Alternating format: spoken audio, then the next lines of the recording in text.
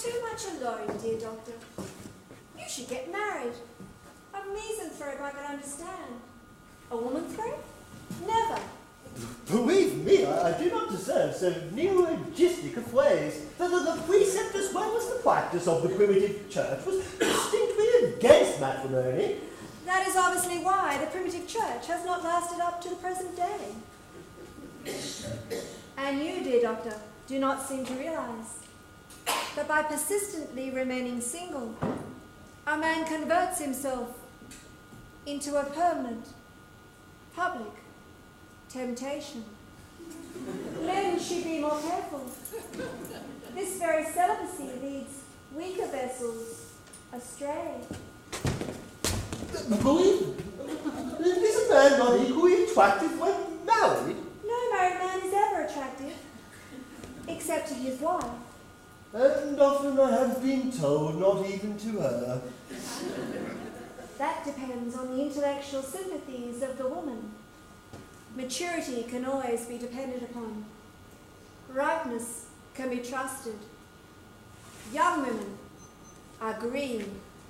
I spoke horticulturally. My metaphor was drawn from fruits.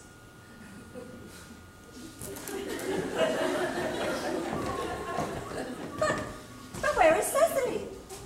Perhaps she followed us to school. Perhaps.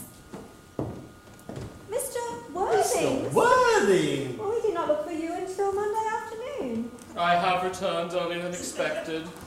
Dr. Chasuble, I hope you are well. Dear Mr. Worthing, I trust this garb of woe does not betoken some terrible calamity. My brother. More shameful debts and extravagance. Still reading his wife of pleasure. Dead! Your brother Earnest? Dead? Quite dead. What a lesson for him.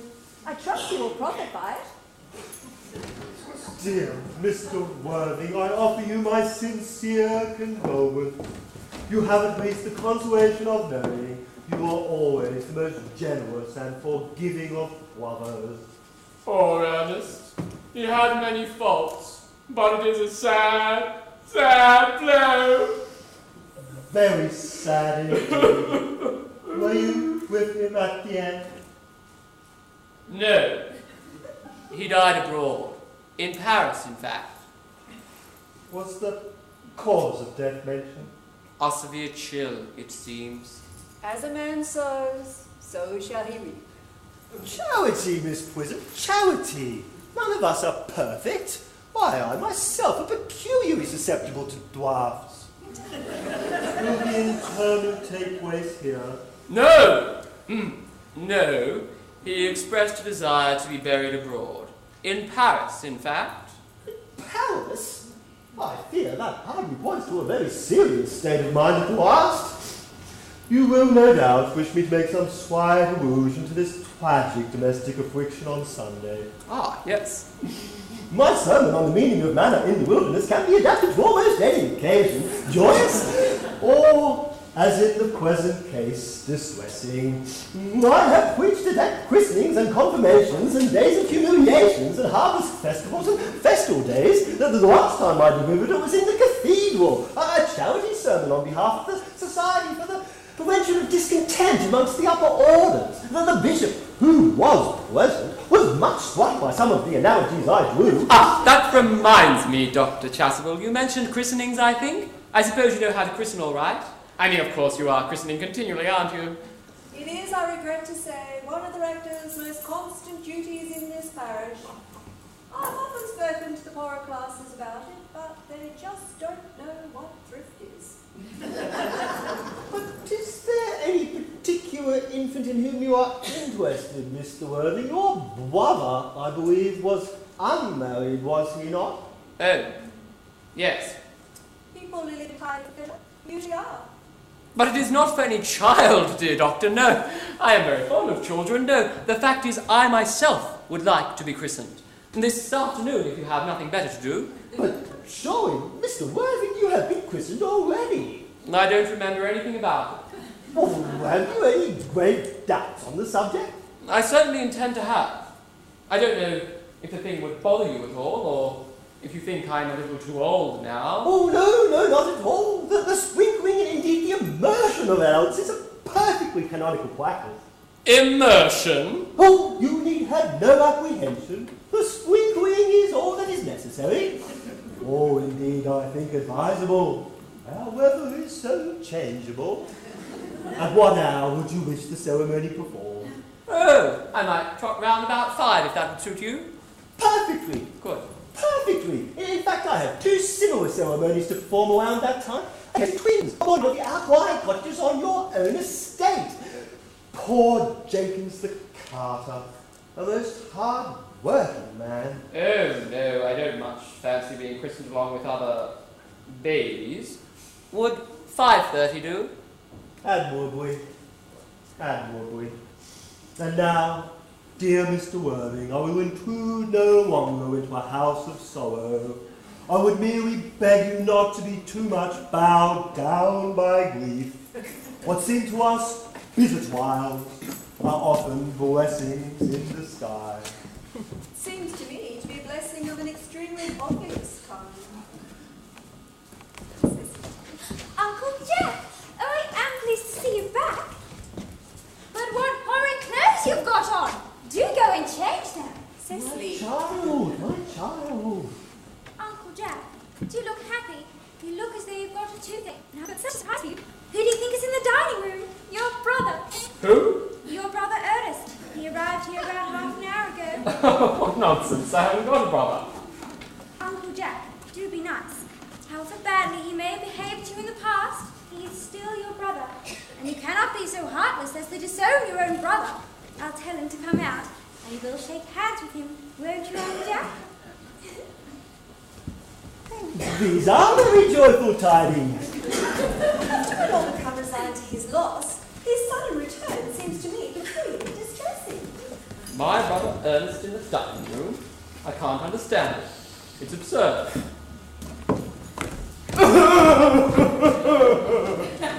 Good heavens. Oh, Brother John, I have come all the way down from town to tell you that, well, that I'm sorry for all my shameful acts of the past, and that I want to lead a better life in the future. Uncle Jack, you are not going to refuse your own brother's hand. Nothing will induce me to take his hand. I think his coming down here disgraceful.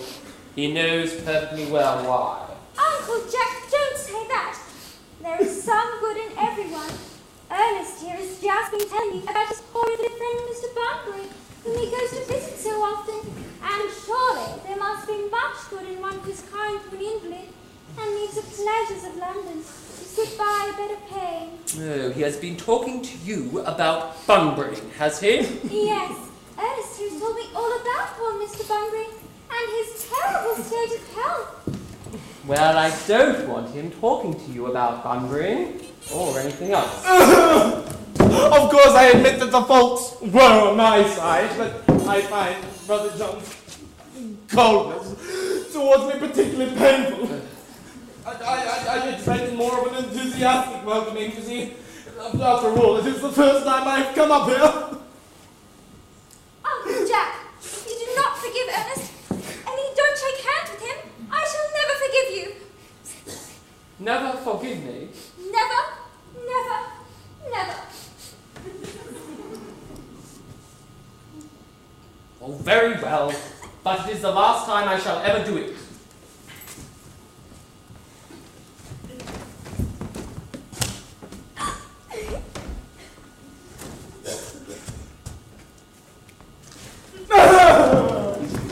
It's pleasant, is it not, to see so perfect a reconciliation? I think we might weave these two brothers together. Cecily, you will come with us. Certainly. Certainly, so that my little cup of reconciliation is over. You have done a beautiful action today, dear child. Let us not be premature in our judgments. I feel very happy.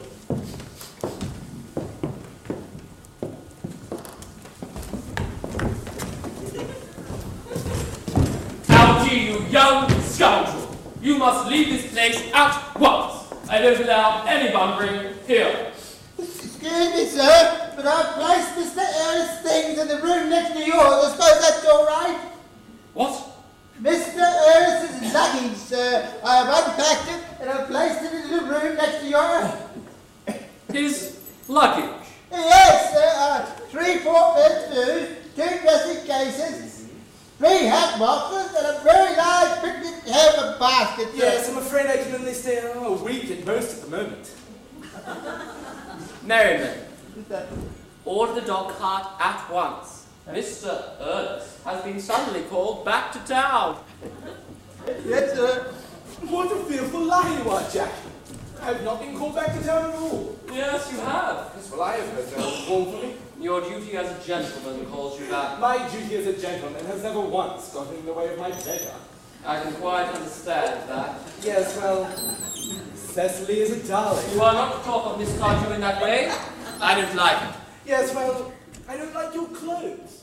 I mean, you look perfectly ridiculous. I mean, it's childish to be in deep mourning for a person who's staying in your house a whole week as a guest. Well, I call it grotesque. You are not staying in my house a whole week as a guest or anything else. You are to leave as soon as possible, by the 4:05 train. Well, I can't possibly leave while you're in mourning, yes. No, that would be most unfriendly. I suppose if I were in mourning, you would stay with me. I would think it very unkind if you didn't. Well, will you leave if I change my clothes? Yes. Oh, but do be quick about it. I've never seen someone take so long to dress with such little result. Well, at any rate, that is better than always being overdressed as you are. If I am occasionally a little overdressed, I always make up for it by being immensely overeducated. No, your vanity is ridiculous. Your Yes. conduct an outrage, Oh, absolutely. and your presence in my garden absurd. However, you have got to leave by the 4:05 train. I hope you'll have a pleasant journey back to town, Algy. This Bunburying, as you call it, has not been a great success for you. Yes, well, I think it has been a great success. I'm in love with Cecily, and that is all that matters. But now I must go and find her to organize another Bunbury.